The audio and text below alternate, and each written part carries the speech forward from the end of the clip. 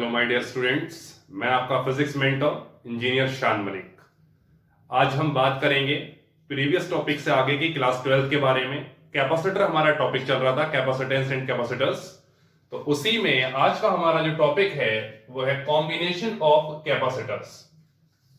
तो कॉम्बिनेशन में पहला कॉम्बिनेशन जो है वो है इन सीरीज। सीरीज में हमने यहाँ पे तीन कैपेसिटर ले रखे हैं अलग अलग, जिसका कैपेसिटेंस C1 है, C2 है, C3 है। इनको इंटरनली कनेक्ट कर रखा है और जो पहला और तीसरा कैपेसिटर है उसको किसी एक्सटर्नल सोर्स V वोल्ट के किसी सेल से कनेक्ट कर दिया है, एक पॉजिटिव टर्मिनल से और एक नेगेटिव टर्मिनल से। तो पॉजिटिव टर्मिनल से चार्ज फ्लो होना शुरू होगा। जो ये पहली प्लेट है कैपेसिटर C1 की, उस पे पॉजिटिव Q चार्ज आएगा, दूसरी पे negative Q, then positive Q, negative Q, positive Q, negative Q। इस तरीके से तीनों कैपेसिटर चार्ज हो जाएंगे। जो ये वोल्टेज था V, वो डिस्ट्रीब्यूटेड हो जाएगा तीनों पे, V1, V2, V3। तो जो की पॉइंट है सीरीज कॉम्बिनेशन का वो ये है कि charge is same and PD, potential difference is different for each capacitor. Series में जितने भी कैपेसिटर आप लगा लीजिए, जो उन पे चार्ज पहुंचेगा वो सेम अमाउंट में होगा, लेकिन जो पोटेंशियल डिफरेंस आएगा हर एक कैपेसिटर के बीच वो अलग अलग आएगा। ठीक है,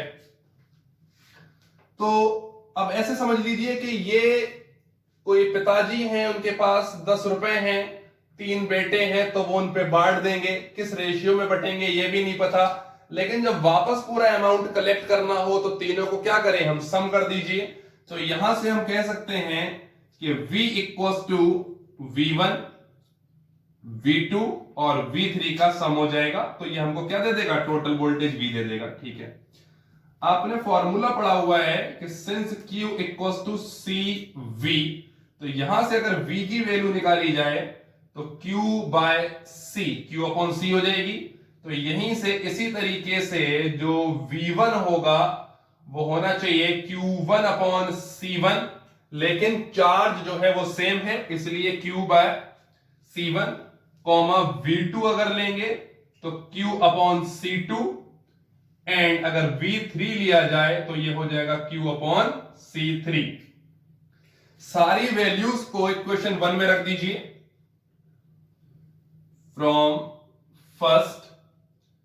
तो V की जगह Q बाय C रख दीजिए, V1 की जगह Q अपॉन C1 रख दीजिए, प्लस V2 की जगह Q अपॉन C2 रख दीजिए, प्लस Q बाय C3 रख दीजिए V3 की जगह। तो ये Q upon C as it is. अब ये तीनों से Q कॉमन ले लीजिए, बचेगा 1 upon C1 plus 1 upon C2 plus 1 upon C3। ठीक है, अब ये Q से Q कैंसिल हो जाएगा, तो फाइनल एक्सप्रेशन आपको मिलेगा 1 upon C equals to 1 upon C1 plus 1 upon C2 plus 1 upon C3। ये जो C है ये इक्विवेलेंट कैपेसिटेंस है। ठीक है, तो ये कुछ फॉर्मूला आपने 10th क्लास में रेजिस्टेंस इन सीरीज पढ़ा होगा, रेजिस्टेंस इन पैरेलल पढ़ा होगा, तो उसका थोड़ा सा अपोजिट कॉम्बिनेशन है। इस तरीके का फॉर्मूला आप रेजिस्टेंस इन पैरेलल में देखते हो, लेकिन यहां पे ये सीरीज में आया है कैपेसिटेंसेस के लिए। तो हम कह सकते हैं the reciprocal of equivalent capacitance of number of capacitors connected in series is equals to the sum of reciprocals of individual capacitors। तो जितने भी कैपेसिटर्स हैं उनका जो कैपेसिटेंस है उनको रेसिप्रोकल करके आप क्या कर दीजिए, ऐड कर दीजिए, तो आपको इक्विवेलेंट कैपेसिटेंस का रेसिप्रोकल मिल जाएगा। अगर मान लीजिए यहां पे 3 से ज्यादा कैपेसिटेंसेस होते, n नंबर तक होते, तो ये प्लस होके इसी तरीके से 1 अपॉन CN तक चला जाता। तो यहां पे इस तरीके से हम कैपेसिटेंस निकाल लेंगे उन सारे कैपेसिटर्स का जो सीरीज में कनेक्टेड है। कॉम्बिनेशन ऑफ कैपेसिटर्स का जो नेक्स्ट टॉपिक है 2 नंबर पे, वो है आपका इन पैरेलल।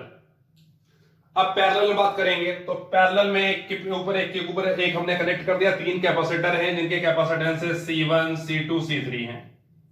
अलग अलग कैपेसिटेंस के कैपेसिटर हैं, तीनों को कनेक्ट कर दिया V वोल्ट की सप्लाई से। ठीक है, तो यहां से जो चार्ज निकलेगा वो Q निकलेगा, वो Q चार्ज 3 जगह डिवाइड हो जाएगा, क्योंकि यहां से A पॉइंट से आप कह लीजिए कि 3 ऑप्शन मिल गए इसको अलग अलग जाने के, तो इसका अलग अलग अमाउंट जाएगा। C1 पे Q1 कह दिया, C2 पे Q2 कह दिया और C3 पे Q3 कह दिया। यहां से मान लीजिए टोटल चार्ज जा रहा है, तो टोटल चार्ज यहां पे इस बार डिवाइड हो रहा है Q equals to Q1 plus Q2 plus Q3। Equation 1 जो की पॉइंट है पैरेलल कॉम्बिनेशन का वो ये है PD, पेन ड्राइव नहीं, potential difference. Potential difference is same and charge is different for each capacitor. Parallel में सीरीज का उल्टा हो जाएगा, यहां पे चार्ज अलग अलग आएगा हर कैपेसिटर पे, और जो पोटेंशियल डिफरेंस होगा तीनों में वो आप देख रहे हैं V है अक्रॉस द ऑल 3 कैपेसिटर्स। ठीक है, फिर हमने पढ़ा हुआ है फॉर्मूला कि Q इक्वल्स टू CV। इसी के बेस पे अगर हम Q1 निकालें तो C1 V1 होना चाहिए, लेकिन V1 तो है ही नहीं, सब में पोटेंशियल V है। इस तरीके से फिर Q2 equals to C2V and Q3 equals to C3V। पहली इक्वेशन में रख दीजिए देयरफॉर फ्रॉम फर्स्ट, तो Q की जगह CV आ जाएगा, Q1 की जगह C1V आ जाएगा, C2V, C3V। फिर ये CV आपका LHS जो है एज इट इज, यहां से V कॉमन ले लीजिए, C1 plus C2 plus C3, V से V को कर दीजिए शहीद, तो यहां पे आपके पास मिल गया C equals to C1 plus C2 plus C3। जी हां, जो रेजिस्टेंस में क्लास 10th में आपने पढ़ा होगा जो वहां सीरीज के लिए आता है वो यहां पैरेलल में हो गया, बस उल्टा है थोड़ा सा। बता इसलिए रहा हूं बार बार कि आप यहां क्लास 12th में भी इसको पढ़ेंगे नेक्स्ट यूनिट में, तो वहां कंफ्यूज मत होइएगा। तो C इक्विवेलेंट यानी कि इक्विवेलेंट कैपेसिटर, पूरा जो कॉम्बिनेशन है सिस्टम है, ये उस सिस्टम का कैपेसिटेंस आ गया जो कि आपका तीनों के कैपेसिटेंस के सम के इक्वल है। सीधा सा है बिल्कुल। हमारा अगला टॉपिक है energy stored in a charge capacitor. जब हम किसी कैपेसिटर को चार्ज कर रहे थे उसमें हमने चार्ज ट्रांसफर किया, तो चार्ज ट्रांसफर में कुछ वर्क डन हुआ होगा, वही वर्क डन उसमें स्टोर हो जाएगा as a electrical potential energy. यही इसकी डेफिनेशन है, the total amount of work in charging the capacitor is stored up in the capacitor in the form of electrical potential energy। ठीक है, तो मान लीजिए कोई कैपेसिटर है, तो पहला पॉइंट इसका डेरिवेशन हम यहां से स्टार्ट करेंगे। वर्क डन, शॉर्ट में लिख रहा हूं कंफ्यूज नहीं होइएगा, WD stand for work done in transferring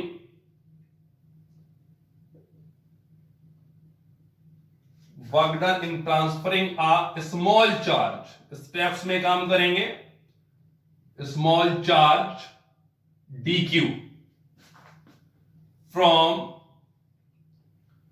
one plate to another. खाने वाली प्लेट में समझ लेना, कहीं अपने मतलब की चीज ढूंढो। One plate to another, capacitor की प्लेट्स की बात हो रही है।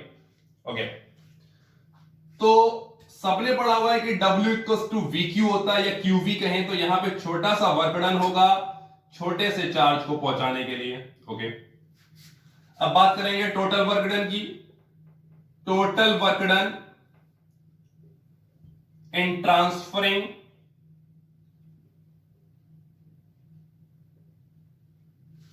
द चार्ज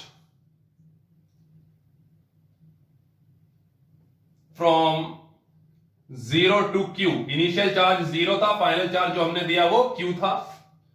तो जो वर्क डन होगा वो ऐसे बहुत सारे छोटे छोटे वर्क डन को स्टेप में फॉलो करेंगे तब मिलेगा। 0 टू Q की लिमिट लगा देंगे। ठीक है, तो 0 टू Q, dW की वैल्यू है आपकी VDQ।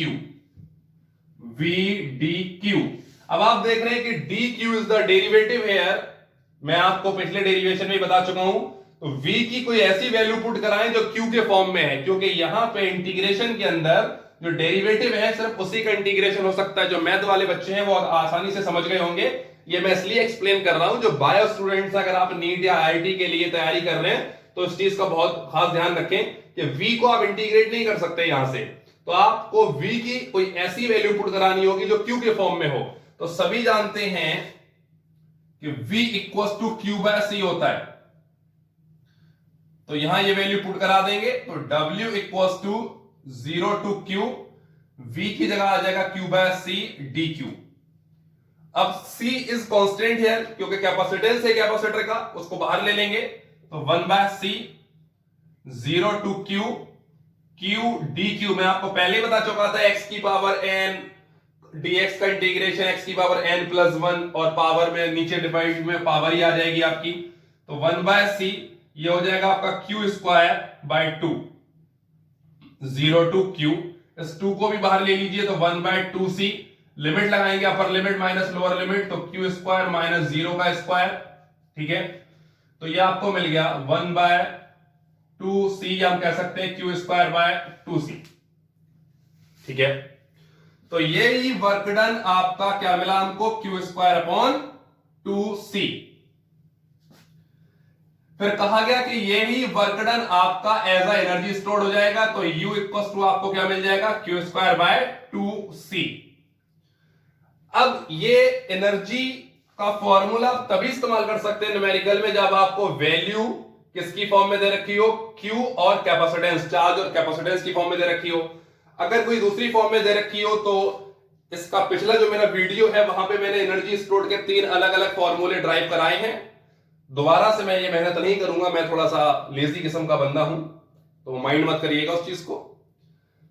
अगर आप इसके 2 और फॉर्मूले जानना चाहते हैं न्यूमेरिकल्स को आसान बनाने के लिए, तो आप मेरी पिछली वीडियो को जाकर दोबारा देख लीजिएगा। जिन्होंने नहीं देखी है वो देख लें, और जिन्होंने देख ली वो दोबारा ध्यान से इस चीज को देखें। जब मैं potential energy of a charge conductor करा रहा था तो वहां मैंने 2 अलग अलग फॉर्मूले और बताए हैं, टोटल 3 फॉर्मूले बताए हैं एनर्जी के। बहुत इंपॉर्टेंट पॉइंट है हमारा एनर्जी डेंसिटी। न्यूमेरिकल्स में अक्सर पूछ लिया जाता है, बहुत सारे बच्चे इसको पढ़ते नहीं है, छोड़ देते हैं और बहुत एक प्रॉब्लम क्रिएट हो जाती है। तो अगर मैं डेफिनेशन की बात करूं, it is the measure of energy stored per unit volume in capacitor. किसी कैपेसिटर में पर यूनिट वॉल्यूम में कितनी एनर्जी स्टोर हो सकती है वो उसकी एनर्जी डेंसिटी कहलाएगी। या तो इसको स्मॉल u से डिनोट करते हैं या फिर u पे बार लगा दीजिए, u बार से डिनोट करते हैं। तो ये आपका एनर्जी स्टोर्ड u और पर यूनिट वॉल्यूम। अब ये देखिए यहां पे हमारे पास कैपेसिटर है, जो प्लेट्स का एरिया है वो a है, जो दोनों प्लेट्स के बीच की डिस्टेंस है वो क्या है आपकी d हो गई, तो वॉल्यूम हो गया आपका ad, ठीक है। जो यहां पे पॉजिटिव और नेगेटिव चार्ज डिस्ट्रीब्यूटेड है तो सरफेस चार्ज डेंसिटी होती है sigma, that is charge per unit area. अब ये इलेक्ट्रिक फील्ड सेटअप है, तो इलेक्ट्रिक फील्ड सबको पता है कि just near the place sigma upon epsilon not होता है। तो यहां से सिग्मा की वैल्यू क्या मिल गई हमको, एप्सिलॉन नॉट a। ये वैल्यू, अब यहां से q की वैल्यू क्या मिल गई हमको, सिग्मा a। तो q equals to sigma a, sigma की value epsilon not e, sorry माफी चाहूंगा, ये हो गया एप्सिलॉन नॉट e। तो ये वैल्यू यहां पुट कराएंगे तो q इक्वल्स टू सिग्मा की वैल्यू एप्सिलॉन नॉट e और ये a। तो ये हमको चार्ज की वैल्यू मिल गई in terms of electric field and area. फिर हमने पढ़ा है कि u आपका जो हमने निकाला था अभी वो क्या था आपका q square bye 2c। Capacitance की बात करें तो कैपेसिटेंस हमारा epsilon nought a by d होता है, epsilon nought a by d, ठीक है। अब यहां पे सारी वैल्यूज आप पुट कराइए तो u इक्वल्स टू u की value q square bye 2c upon volume, volume की जगह क्या पुट करा देंगे ad, ठीक है। तो ये आपका हो गया q square upon 2c into ad, okay.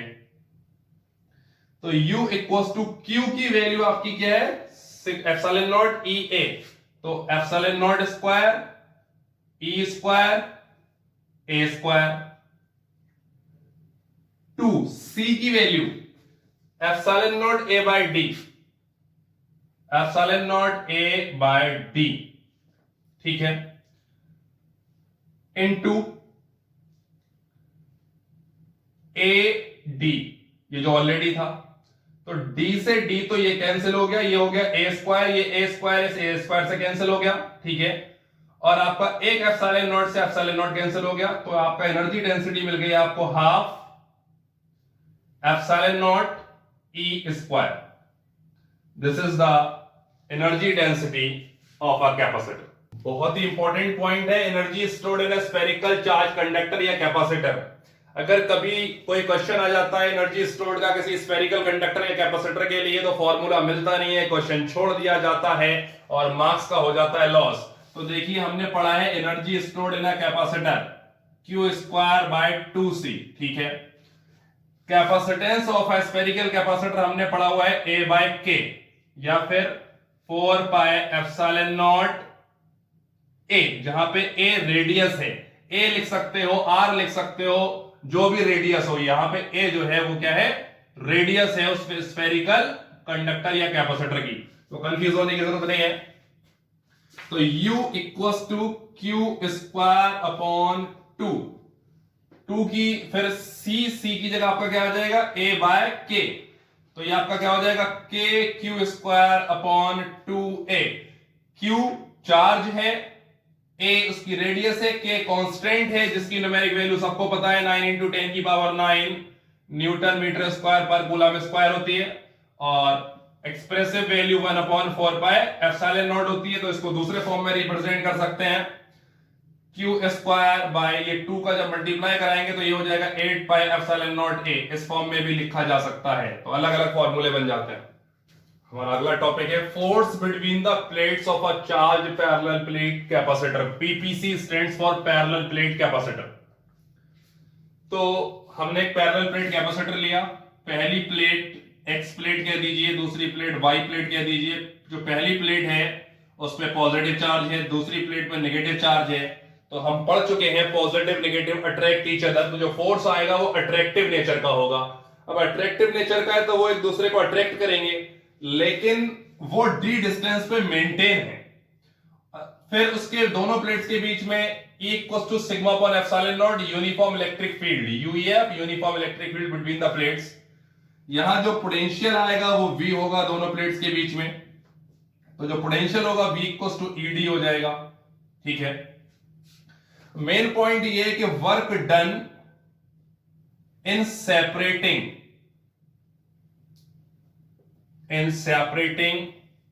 The plates from 0 to D, कि अगर ये मिल जाएंगी तो जीरो डिस्टेंस पे आ जाएंगी, जीरो डिस्प्लेसमेंट पे, लेकिन उनको मेंटेन कर रखा है at a displacement D।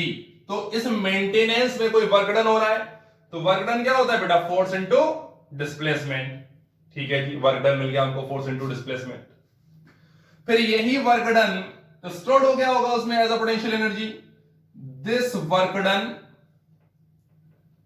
Is stored as potential energy. तो पोटेंशियल एनर्जी का फॉर्मूला होता है U, एक फॉर्मूला है हमारे पास QV/2, ओके। तो ये फॉर्मूला मिल गया हमको QV/2।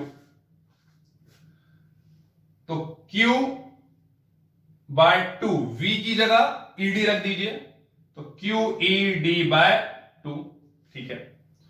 फिर कहा गया कि दोनों जो हैं वो आपके इक्वल हैं, वर्क डन और क्या एनर्जी इक्वल है। सिंस W = आपका किसके इक्वल है, पोटेंशियल एनर्जी के, रख दीजिए दोनों वैल्यूज को, FD = QED/2। तो D से D कैंसिल हो गया, आपको मिल गया F = 1/2 QE। फर्क क्या है, नॉर्मल जो फोर्स आता था हमारा वो क्या होता था, QE। यहां पे हाफ जो आया, ये जो हाफ फैक्टर है कैपेसिटर के केस में, वो इस वजह से अराइज हुआ क्योंकि जो इलेक्ट्रिक फील्ड है वो बिटवीन द प्लेट्स तो यूनिफॉर्म है, लेकिन आउटसाइड द प्लेट्स वो इलेक्ट्रिक फील्ड हो जा रहा है 0। तो इस वजह से E और 0 की जो एवरेज वैल्यू है, जो एवरेज इलेक्ट्रिक फील्ड है, वही कंट्रीब्यूट कर रहा है फोर्स को। तो इलेक्ट्रिक फील्ड का एवरेज आधा हो गया, उसकी वजह से फोर्स भी आपका क्या हो गया, डिक्रीज हो गया यार। तो हमारा अगला टॉपिक है डाइलेक्ट्रिक्स। जी हां, डाइलेक्ट्रिक है क्या, तो डाइलेक्ट्रिक कोई एक इंसुलेटिंग मटेरियल है। जी हां, कोई एक इंसुलेटिंग मटेरियल है जिसमें हर एक मॉलिक्यूल्स के, हर एक एटम के जो इलेक्ट्रॉन्स हैं वो बहुत टाइटली बाउंड है अपने न्यूक्लियाई के साथ। हर एक एटम का यह सीन है कि उसके जितने भी इलेक्ट्रॉन्स हैं वो बहुत ज्यादा टाइटली बाउंड है, यानी कि there is no free electrons present in any dielectric material, ठीक है। फिर अगला हेडिंग है हमारा डाइलेक्ट्रिक कांस्टेंट, कैपिटल के से इसको डिनोट करते हैं। जी हाँ, बहुत इंपॉर्टेंट रोल होता है इसका न्यूमेरिकल में, बहुत न्यूमेरिकल ट्विस्ट हो जाता है इसके गिवन होने से। तो हम ऑलरेडी पढ़ चुके हैं कि capacitance of a capacitor in medium equals to k times of the same capacitor in free space। कि कोई कैपेसिटर है आपके पास, अभी आपने एयर में फ्री स्पेस में उसका कैपेसिटेंस मेजर कर लिया, फिर अब उसको आपने कंप्लीटली फिल्ड कर दिया किसी डाइलेक्ट्रिक मटेरियल से जिसका कांस्टेंट k है, तो जो नया कैपेसिटेंस होगा, कैपेसिटेंस फॉर दैट मीडियम, वो इंक्रीज हो जाएगा k टाइम्स। तो यहां से k की वैल्यू मिल गई capacitance in that medium and capacitance in free space air. ठीक है, तो डेफिनेशन जो यहां से बनती है वो ये बनती है, the DC, DC direct current नहीं है बेटा, डीसी का मतलब है डाइलेक्ट्रिक कांस्टेंट यहां पे। तो the dielectric constant of a material is the ratio, वो एक रेशियो है किसका, of the capacitance of a given capacitor. कोई कैपेसिटर आपको दिया हुआ है, अब वो रेशियो किस चीज का है, पहला देखिए completely filled with that material, पहले उसको पूरे उस मटेरियल से भर दीजिए जिसकी हम बात कर रहे हैं, जिसका डाइलेक्ट्रिक कांस्टेंट हमें निकालना है, और कैपेसिटेंस निकाल लीजिए to the capacitance of the same capacitor. फिर सेम कैपेसिटर का कैपेसिटेंस फ्री स्पेस में निकालिए, दोनों का जो रेशियो आएगा वही उस डाइलेक्ट्रिक मटेरियल का डाइलेक्ट्रिक कांस्टेंट होगा। तो हमारा अगला टॉपिक है टाइप्स ऑफ डाइलेक्ट्रिक मॉलिक्यूल्स। इसको पढ़ने की जरूरत क्या पड़ी, तो जब भी हम किसी मटेरियल की बात करेंगे तो every material is made up of molecules. तो मॉलिक्यूल्स पे आके जब बात अटकी तो डाइलेक्ट्रिक का जो डिवीजन हुआ वो उसके मॉलिक्यूल्स के बेस पे हुआ। तो मॉलिक्यूल्स की स्टडी जब करने हम पहुंचे तो पता लगा कि जो पहला मॉलिक्यूल टाइप है डाइलेक्ट्रिक का वो है पोलर मॉलिक्यूल्स। पोलर मॉलिक्यूल्स किसको कहेंगे, क्यों कहेंगे, तो पोलर मॉलिक्यूल उनको कहेंगे in which the centre of gravity of positive charge is separated from CG, center of gravity of negative charge, by a finite distance। ठीक है, कोई भी मटेरियल ले लीजिए आप, डाइलेक्ट्रिक मटेरियल, कोई मटेरियल ले लीजिए, उसमें पॉजिटिव चार्ज भी होगा नेगेटिव भी होगा। तो जो पॉजिटिव चार्ज होगा वो डिस्ट्रीब्यूटेड होगा। तो जिस तरीके से जो मास डिस्ट्रीब्यूटेड रहता था, हम उसका सेंटर ऑफ ग्रेविटी निकालते थे क्लास 11th में, चैप्टर नंबर 7 में आप देख पढ़ेंगे, इस चीज को पढ़ चुके होंगे ऑलरेडी। तो पॉजिटिव चार्ज का सेंटर ऑफ ग्रेविटी निकाल लिया गया, फिर नेगेटिव चार्ज डिस्ट्रीब्यूटेड है उसका सेंटर ऑफ ग्रेविटी निकाला गया।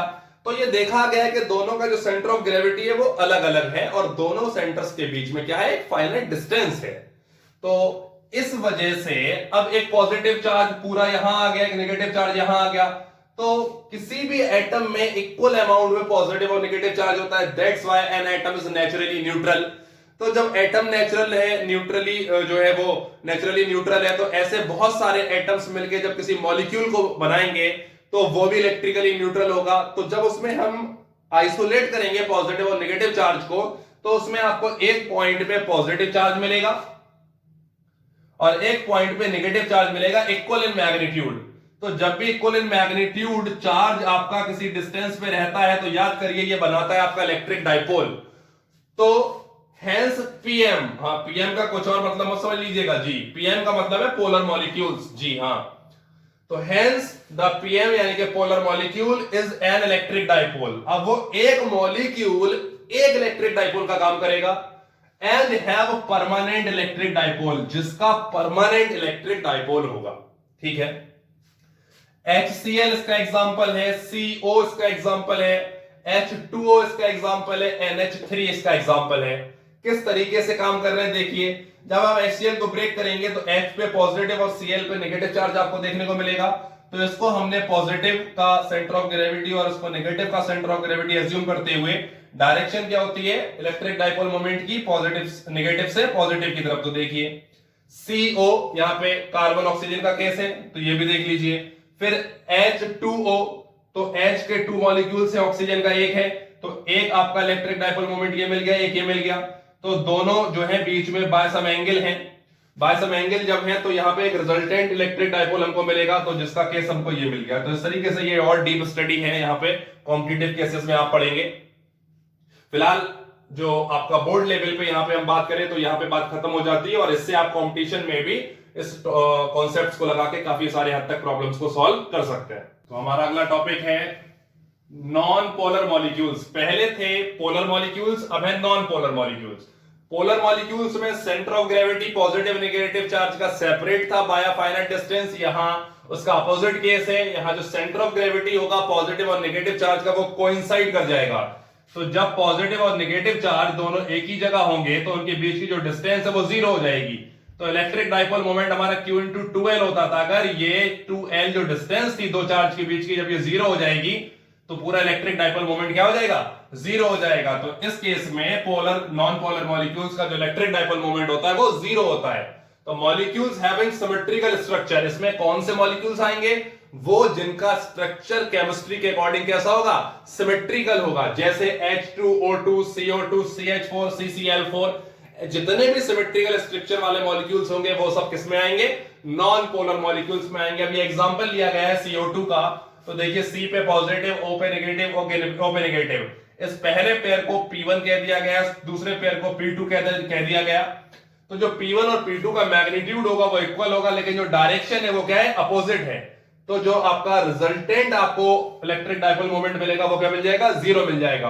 बाकी H2O2 का जो केस है इसमें तो आपको वैसे देखने से पता लग रहा होगा कि जो रिजल्टेंट इलेक्ट्रिक डाइपोल मोमेंट है वो क्या होगा? जीरो होगा। अगला टॉपिक है इलेक्ट्रिक पोलराइजेशन ऑफ मैटर।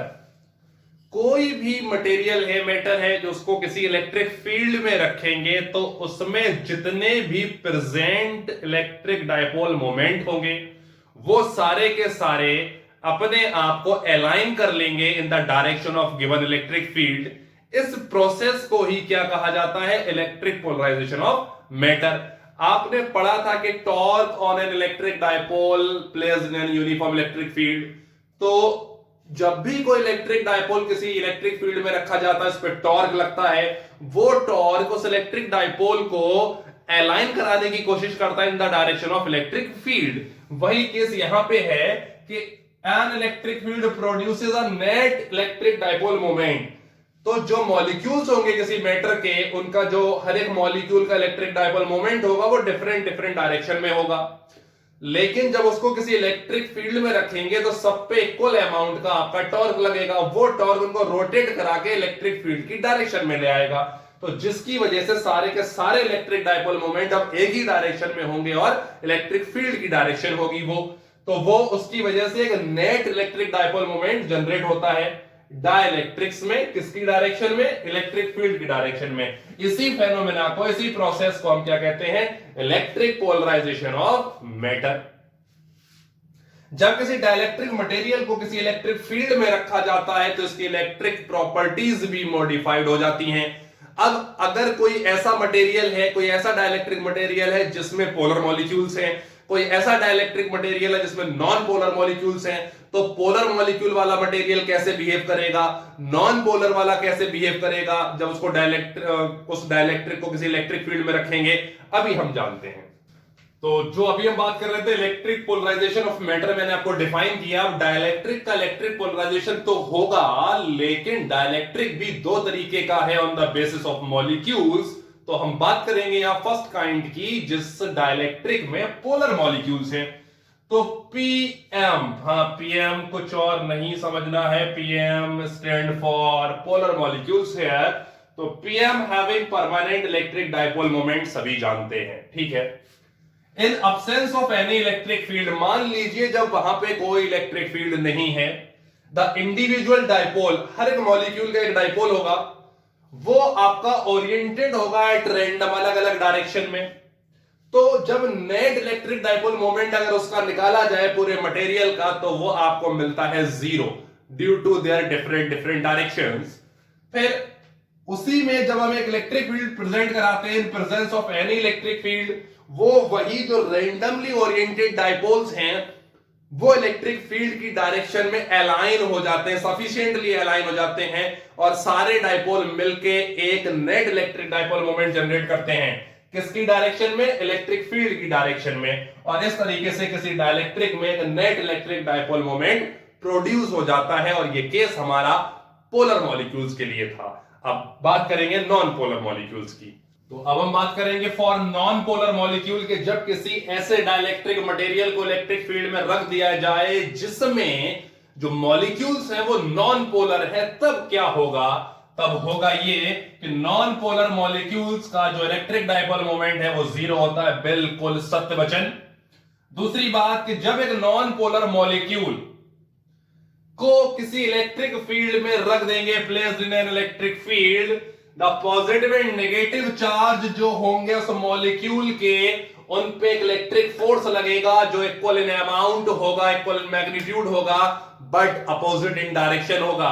तो पॉजिटिव पे जो फोर्स लगेगा वो along the direction of electric field लगेगा, नेगेटिव पे जो लगेगा वो opposite to the direction of electric field लगेगा। तो ये फोर्स उन दोनों को एक दूसरे से अलग करने की पुरजोर कोशिश करेंगे और इस वजह से जो सेंटर ऑफ ग्रेविटी पॉजिटिव और नेगेटिव चार्ज का था वो अब सेपरेट हो जाएगा और दोनों के बीच एक फाइनाइट डिस्टेंस आ जाएगी। तो पॉजिटिव और नेगेटिव चार्ज जब इक्वल अमाउंट में एक डिस्टेंस पे होते हैं तो वहां जनरेट होता है एक इलेक्ट्रिक डाइपोल मोमेंट। तो देखिए इसको कि when a non polar molecule is placed in an electric field, the positive and negative charge of the molecules experience an electric force in opposite direction. ठीक है, यही बताया मैंने अभी आपको। Therefore, the CG center of gravity of two charge, positive और negative जो थे, are separated from each other, एक दूसरे से जुदा हो जाएंगे, अलग अलग हो जाएंगे। Hence, the molecule acquires an induced electric dipole moment. Induced क्यों कहा गया? क्योंकि पहले से नहीं था, बाद में जनरेट हुआ, इसलिए induced कहा गया। Induced electric dipole moment in the direction of electric field. हमारा अगला और लास्ट टॉपिक है इस चैप्टर का, सेकंड चैप्टर का, यूनिट फर्स्ट का, behaviour of dielectric in electric field. अगर किसी डाइलेक्ट्रिक को किसी इलेक्ट्रिक फील्ड में रख देंगे तो फिर वो कैसा बिहेवियर दिखाएगा?